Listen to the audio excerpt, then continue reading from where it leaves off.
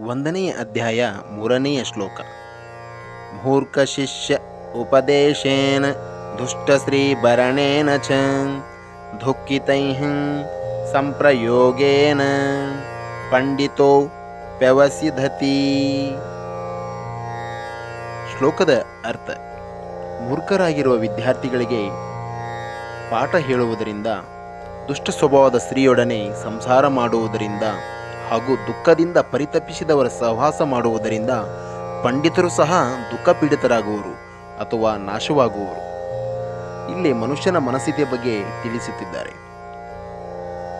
ದಡ್ಡ ವಿದ್ಯಾರ್ಥಿಗಳಿಗೆ ತಿಳಿ ಹೇಳುವುದರಿಂದ ಯಾವುದೇ ವಿಚಾರವನ್ನು ಹಂಚಿಕೊಂಡರೂ ತಿಳಿದು ಆತ ಸರಿಪಡಿಸಿಕೊಳ್ಳುವುದಿಲ್ಲ. ಹಾಗೆ ದುಷ್ಟ ಸ್ತ್ರೀಯೊಡನೆ ಯಾವುದೇ ವಿಚಾರವನ್ನು ಹಂಚಿಕೊಂಡರೂ ಸಂಸಾರಿಕವಾಗಿ ಅಭಿವೃದ್ಧಿಯತ್ತ ಮನಸ್ಸು ಮಾಡುವುದಿಲ್ಲ.